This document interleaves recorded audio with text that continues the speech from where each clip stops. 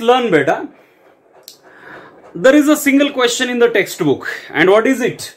What are the 5 layers of atmosphere?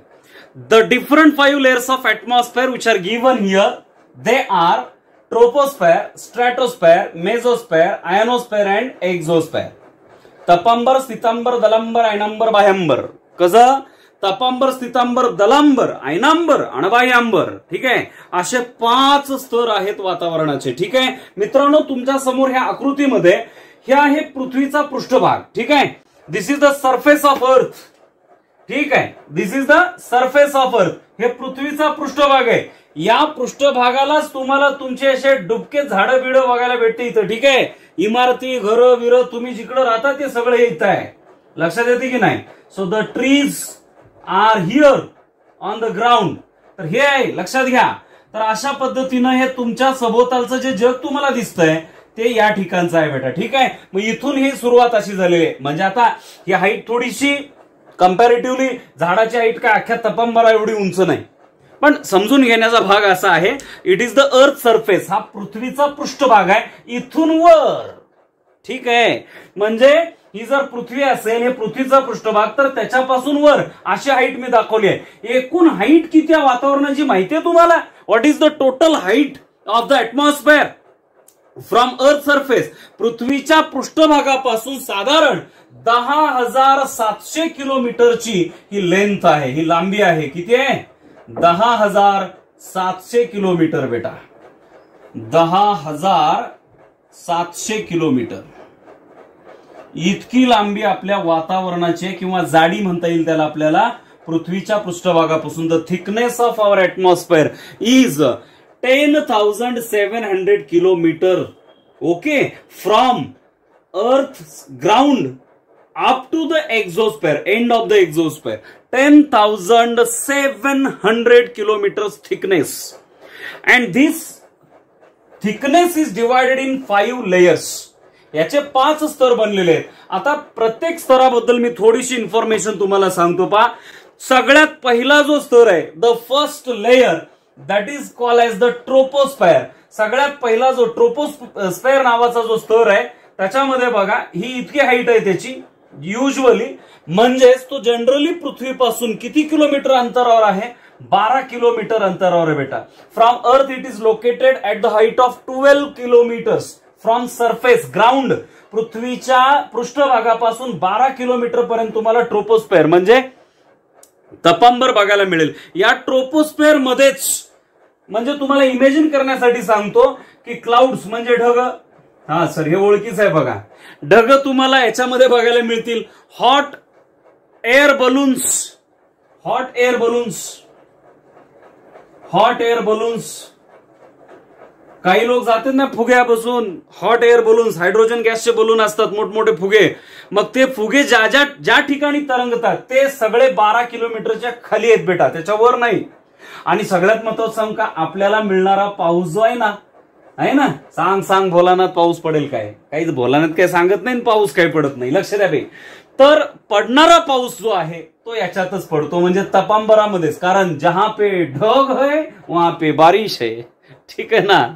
Okay, म्हणजे जिथे ढग आहे तिथंच पाणी किंवा तिथंच पाऊस पडू शकेल, त्या ठिकाणातूनच पाऊस पडू शकेल. तर हा महत्वाचा आहे आपल्यासाठी. 12 किलोमीटर उंचीपर्यंत हा पसरलेला असतो. एकूण वायूपैकी, एकूण जो म्हणजे हवा जी आहे, एकूण हवा जी आहे, त्या एकूण हवेपैकी 80% हवा ही ट्रोपोस्फेअर मध्येच आहे.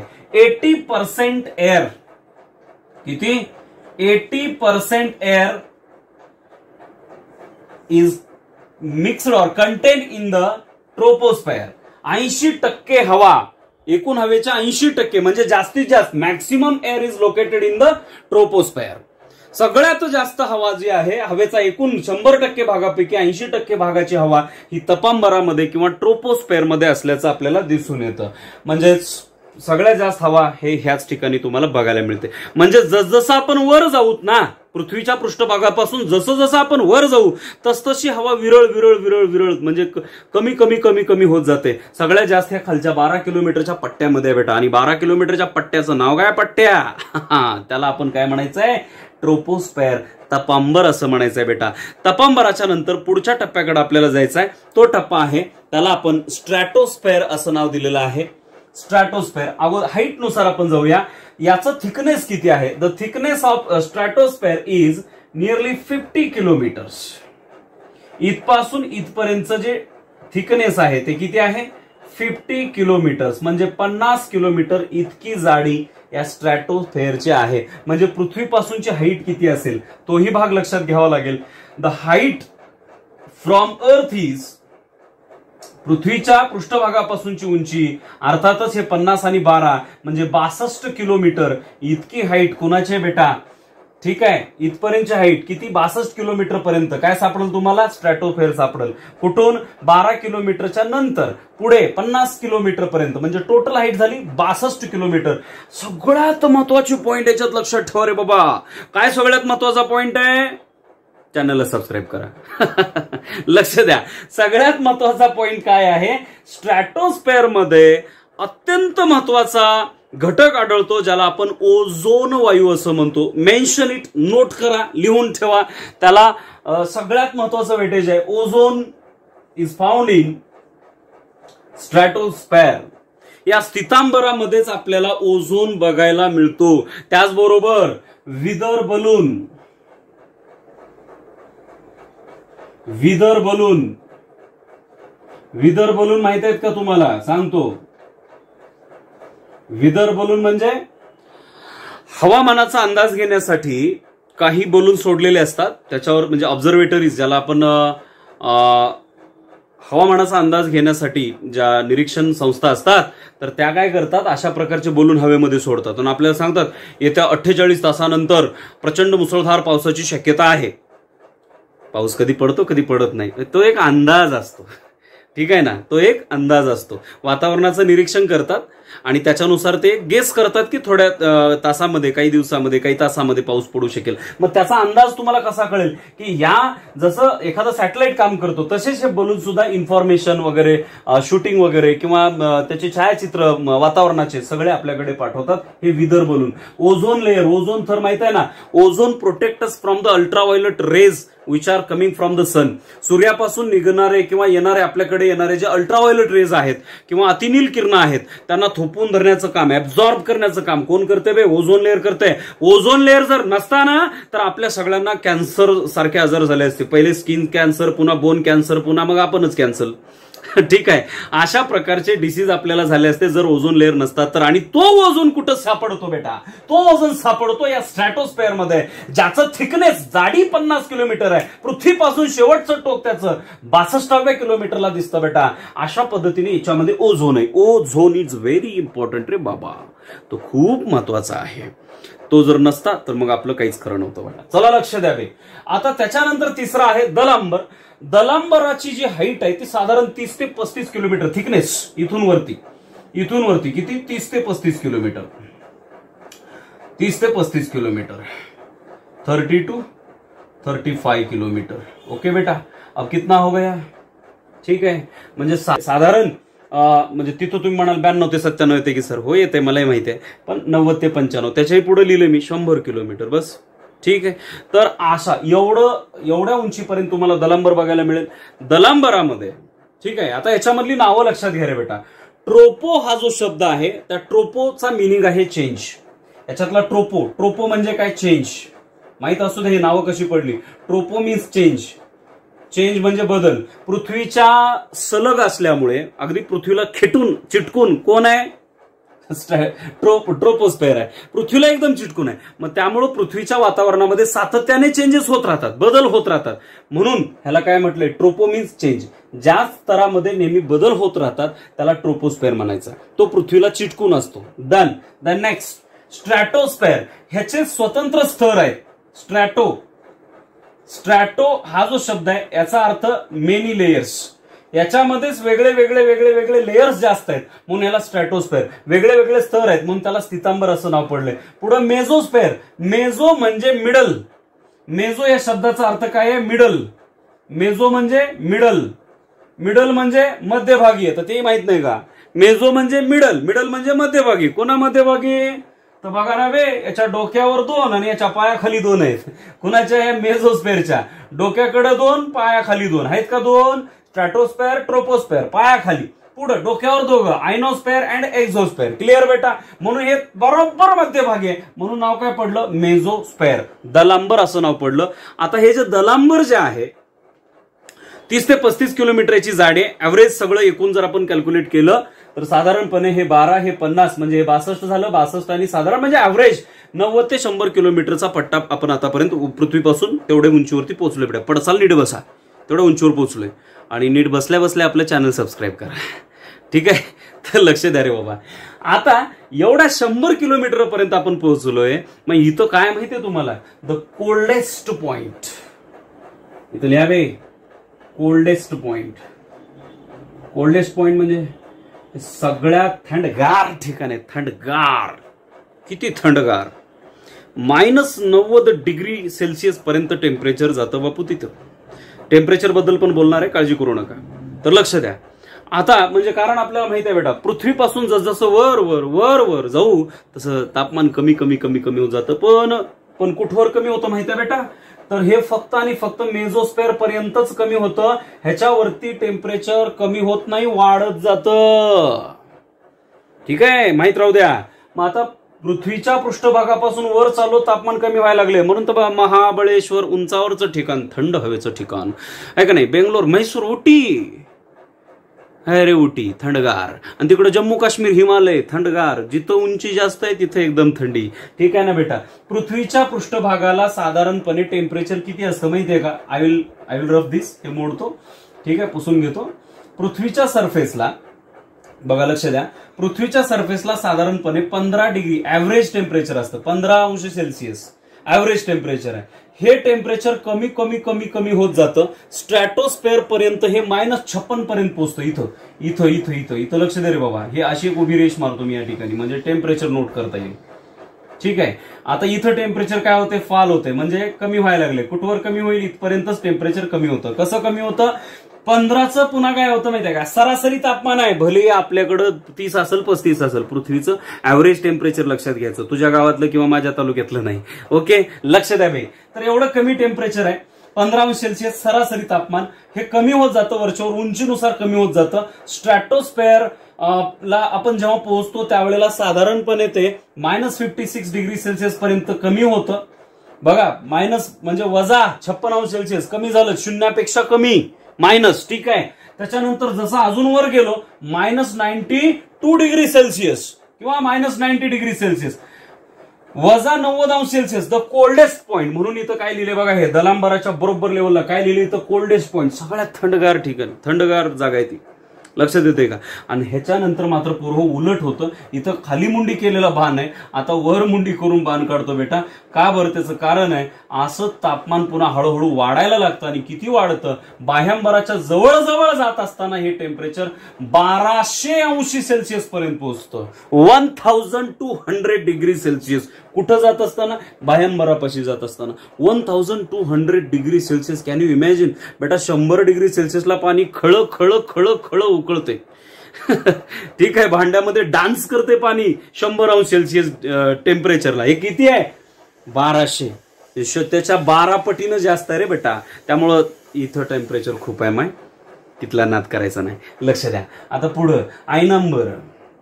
ह्याला दुसरं नाव दिलंय बेटा, थर्मोस्फेअर. थर्मल म्हणजे हीट. थर्मो इकडं बाजूला लिहितो.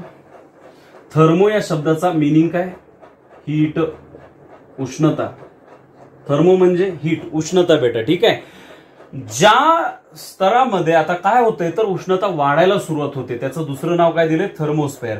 या उष्णतेमुळे आयन निर्माण होत असतात. ते आयन काय असतात ते थोडंसं मोठं झाल्यावर कळलं तुम्हाला, आता सांगतोय. म्हणून त्याला आयनांबर किंवा आयनोस्फेअर असं पण नाव दिलेलं आहे. याचं थिकनेस काय आहे? बापरे, याचं थिकनेस खूप आहे पूर्व.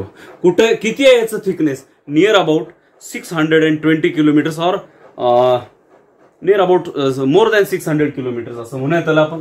साधारणपणे नियरली 600 किलोमीटर्स. नियरली 600 किलोमीटर, साधारणपणे 600 किलोमीटर याची थिकनेस आहे. मग जमिनीपासूनची उंची किती झाली? हे 100 आणि हे 600 किती झाली रे बेटा? 700 किलोमीटर. किती झाली? 700 किलोमीटर. समजायला लागले? दोन्ही उंच्या द्यायलोय. इथं आहे जाडी, इथं आहे जमिनीपासून उंची. समजतंय? 700 किलोमीटर पर्यंत वर पोहोचलोय आपण. पडसाल नीट बसा. लक्ष द्या बे. 700 किलोमीटरला आपण आता पोहोचलो. आता याच्यात कोण कोण राहते सर? अरे बाबा बरं सर, हे आयनांबरामध्ये दलांबरामध्ये कोण राहते ते एक नाही सांगितलं सर. सांगतो, लक्ष द्यावे.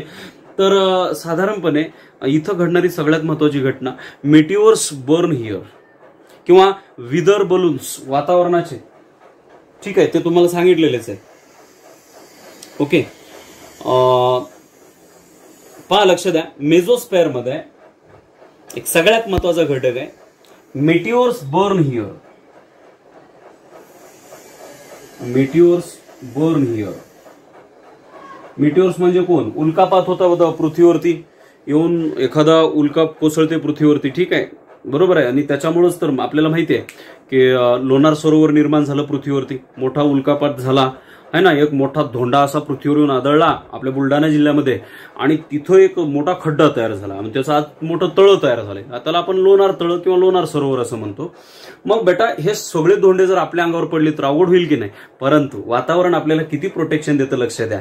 How much protection is provided by atmosphere and this air to us. या हवेमुळे आपल्याला किती प्रोटेक्शन आहे. एक तर ओझोन लेअरमुळे प्रोटेक्शन मिळालं, इथूनच आपल्याला ऑक्सिजन मिळतो, इथूनच झाडांना कार्बन डायऑक्साईड मिळतो, इथूनच वनस्पतींना आवश्यक असणारा नायट्रोजन सुद्धा अवेलेबल होतो.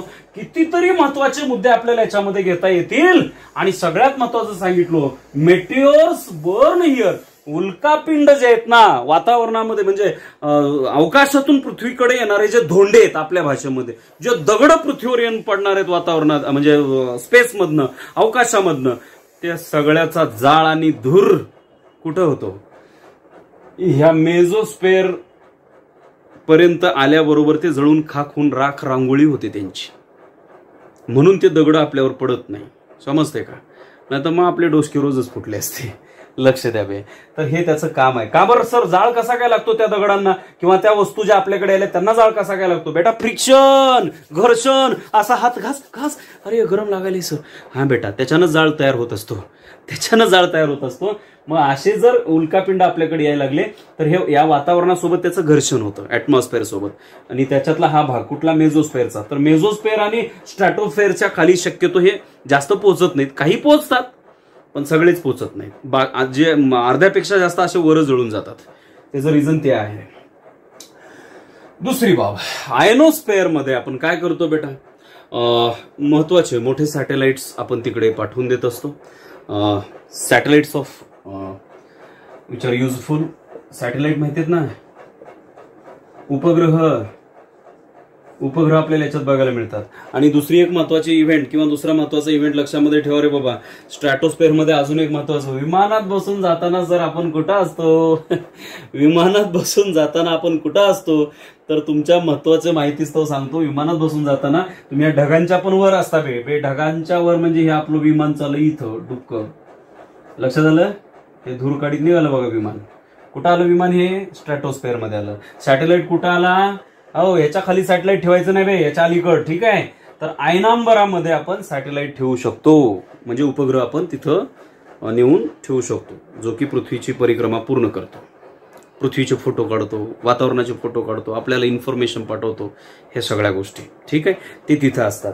आता त्याच्यानंतर पुढचा आहे लास्ट, दॅट इज एक्झोस्फेअर बेटा. एक्झोस्फेअर ज्याला बाह्यांबर असं म्हटलंय. हा बाह्यांबर किती आहे? थिकनेस किती आहे? जाडी 10,000 किलोमीटर. मी पहिलेच सांगितलं तुम्हाला, पहिलंच सांगितलंय. इथवर 700 पर्यंत पोहोचलोय आपण. मग टोटल किती सांगितलंय? 10,700. मग त्यातलं 10,000 इथं आहे बेटा. हे एक्झोस्फेअर जो आहे ना, 10,000 म्हणजे 10K. के म्हणजे 1000 माहित राहू द्या. 10K म्हणजे 10,000 किलोमीटर. इथं अजून परेशान होसाल तुम्ही, 10,000च लिहितो. 10,000 किलोमीटर. ठीक आहे, इतकी जाडी कुणाच्या एक्झोस्फेअरची. याच्यामध्ये नियरली गॅसियसचं प्रमाण अत्यंत कमी असतं, अत्यंत कमी असतं. जसं मी तुम्हाला इथं सांगितलं बेटा, तपांबरामध्ये 80% हवा आहे. ठीक आहे, स्थितांबरामध्ये किती आहे? 19% आहे, 19%. इथं किती टक्के आहे 19%. 19% हवा कुठं आहे स्थितांबरामध्ये. 80 ने 19 म्हणजे 99% इथं संपली. उरलेल्या याच्यामध्ये 1% हवा आहे. समजतंय? उरलेल्या भागामध्ये 1% हवा आहे. 1%.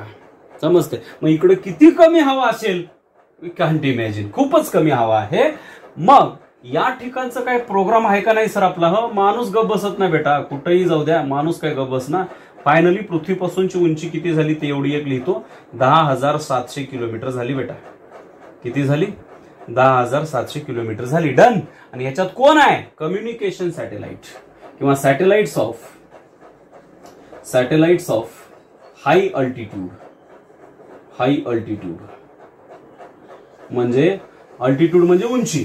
जास्त उंचीपर्यंत नेऊन ठेवण्याचे जे सॅटेलाइट जे उपग्रह आहेत ते सगळे तुम्हाला इथे बघायला मिळतील बाह्यांबरामध्ये. ठीक आहे. त्याच्यामध्ये सगळ्यात कमी हवा आहे. The lowest air is present in the exosphere. So I hope you have understood the detailed information about the different layers of the atmosphere. आपल्या वातावरणाच्या वेगळ्या वेगळ्या ह्या स्तराबद्दलची माहिती तुम्हाला लक्षात आली असेल अशी मी कल्पना करतो बेटा. ठीक आहे. I hope you have understood these all details and if you like this video then दबा दो बेटा, दबा दो लाइक का बटन दबा दो. उसके बाद अगर बहुत ही पसंद आया हो तो कमेंट करो और उसके साथ साथ इस चॅनल को सबस्क्राईब करो. है ना. बुक्की घाला नाहीतर बोटानी दाबा. मला देणं घेणं नाही. चॅनल सबस्क्राईब झालं पाहिजे. Okay. So meet you in the next lecture and next video.